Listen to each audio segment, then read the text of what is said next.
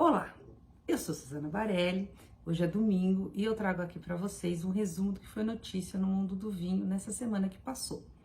Na minha taça, como eu acho que vocês podem imaginar, tem um Malbec. Essa semana que passou foi a semana do Malbec, o dia 17 de abril, desde 2011. Ele foi eleito como o Dia Internacional do Malbec e é uma época que os produtores, né, a Wines of Argentina, os importadores fazem uma série de eventos ao redor dessa uva, essa uva que hoje é sinônimo de vinho argentino. Não quer dizer que só tenha Malbec na Argentina, mas a Malbec é a uva mais representativa dos vinhos de qualidade lá na Argentina. O que eu fiz da Malbec? Bom, a semana começou primeiro com uma degustação no Boca a Boca. A Boca a Boca é uma importadora pequena, focada em rótulos argentinos. E começou com uma degustação, o lançamento de um vinho biodinâmico deles, elaborado com a Malbec. Eu escrevi na Levan Filosofia, que é a coluna que subiu ontem no Paladar, no sábado. Eu juntei numa matéria 3 assuntos que eu gostaria de tratar, que tinha Malbec envolvido. A primeira, eu contei, né, teve na semana anterior, teve o Guia Descorchados aqui em São Paulo, eu comentei no vídeo algumas coisas. E o Guia Descorchados, essa edição do Guia Descorchados, pela primeira vez o Patrício Tapio dá 100 pontos, e dá 100 pontos por uma coincidência, se é que coincidências existem, para 2 Malbecs. Um é o Piedra Infinita Super Cal e o outro é o Mundo Bacillus Terrai. Os dois são 100% Malbec, os dois não passam por barricas de carvalho, nem por fudres, por nada, não tem carvalho nenhum, são vinhos elaborados apenas em concreto.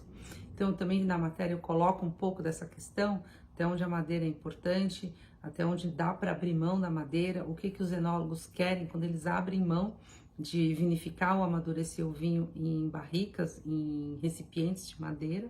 Então, a matéria traz isso, a matéria traz também um pouco da Malbec, porque a gente está na semana da Malbec. Pondera um pouquinho, tem uma história que eu sempre gosto de contar, que foi uma vez que eu entrevistei o Benjamin Romero. Ele é o enólogo do Contador, que é um grande vinho espanhol, e tanto a safra de 2004 como 2005, ele ganhou 100 pontos do Parker. E eu entrevistei ele logo depois desses segundos 100 pontos. E ele comentava, eu perguntei como é ter 100 pontos, né, um ano depois do outro, e ele falou, você sabe que quando eu fiz o 2005, eu fiquei bem preocupado, assim, porque o 2004 ele já estava feliz, tinha ganho 100 pontos Parker, e só que o 2005 estava melhor que o 2004. E ele ficou, e agora? O que vai acontecer? E no final ele teve 100 pontos 2 vezes, numa época que o Parker era muito mais importante do que é hoje, e ditava tendências e preços de vinho. Mas então assim, tem essa questão dos 100 pontos é o vinho perfeito?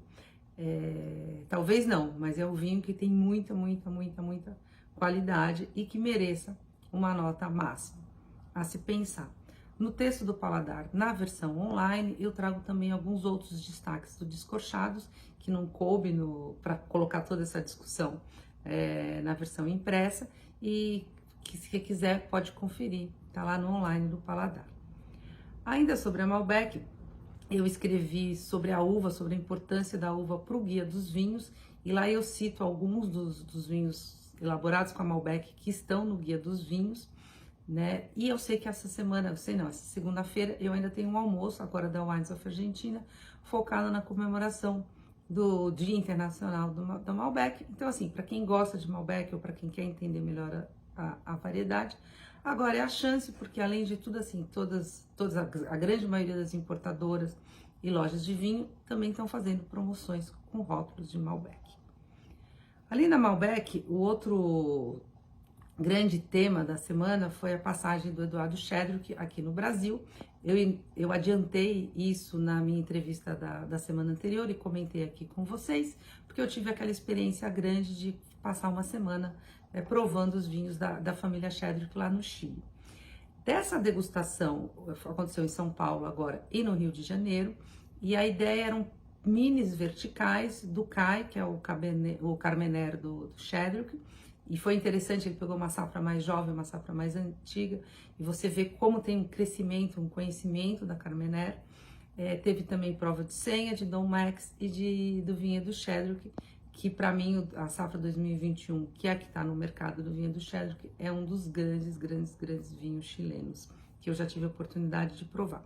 Agora, a grande notícia dessa passagem do Chedrick por aqui, na minha opinião, é que agora o vinhedo Chedrick, que é um vinhedo, que era um campo de polo, o pai dele, Dom Afonso, era um grande jogador de polo, e depois o Chedrick converteu esse campo de polo em vinhedo, e daí nasceu o vinhedo Chedrick.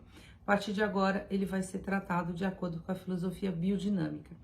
A biodinamia já é uma prática que o Chedrick utiliza no vinhedo Senha, só que o vinhedo Senha fica no Aconcagua indo em direção à cordilheira. E o vinhedo Chedrick fica no Maipo.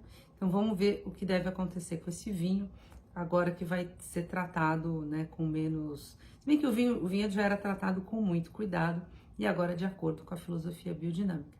Estou bastante curiosa para ver o que vai acontecer. Além disso, nessa semana, eu tive uma boa conversa com o Neto e o Júnior, dando os nomes, com Adilson Carvalhal Júnior e com Antônio Pereira Carvalhal Neto, que são os sócios e os porta-vozes da Casa Flora, sobre o portfólio deles. A Casa Flora, ela está caminhando, está apostando numa sofisticação, não necessariamente uma sofisticação, mas em trazer vinhos de uma categoria mais alta para o seu portfólio. Antes ela tinha um exemplar aqui, um exemplar ali, e agora a ideia é ter uma linha mais horizontal desses vinhos. E a conversa foi motivada porque chegou Tabali e chegou também Caliterra. Caliterra é um dos projetos do Chedrick lá no Chile, e a conversa é que vale a pena investir nesse segmento, pensando nos consumidores. Vamos ver os resultados, mas o Júnior estava bastante animado. A outra conversa que eu gostei de ter tido foi com a Zoe Grahams. Ela é herdeira da Churchill, que é uma vinícola do Douro, que faz vinho do Porto e vinho de mesa, e que acabou de mudar de importadora. Ela agora está na Inovini. Então a ideia foi conversar um pouquinho dos rótulos que ela está trazendo. Eu degustei os tintos, gostei bastante de várias coisas do tinto e um branco em particular. Vamos ver o que vai acontecer com a Churchill daqui para frente, agora na Casa Nova. E de internacional, teve uma notícia que me chamou muita atenção, foi a Decanter que publicou, fiquei muito curiosa.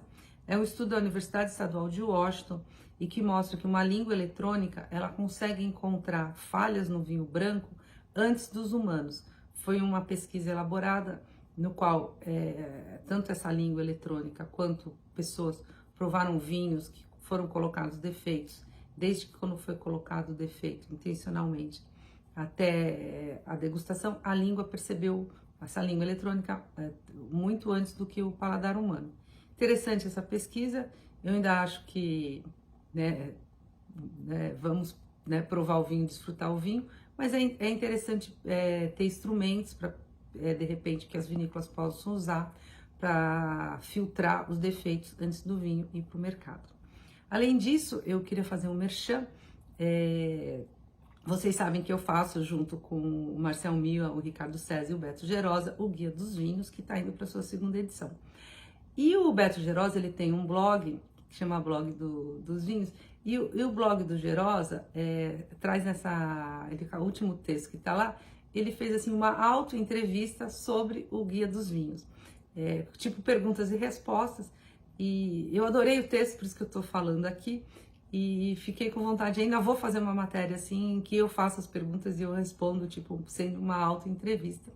Achei divertido, então para quem quiser saber mais do guia, tem lá perguntas e respostas by Beto Gerosa. É isso, obrigada pela audiência e até a semana que vem.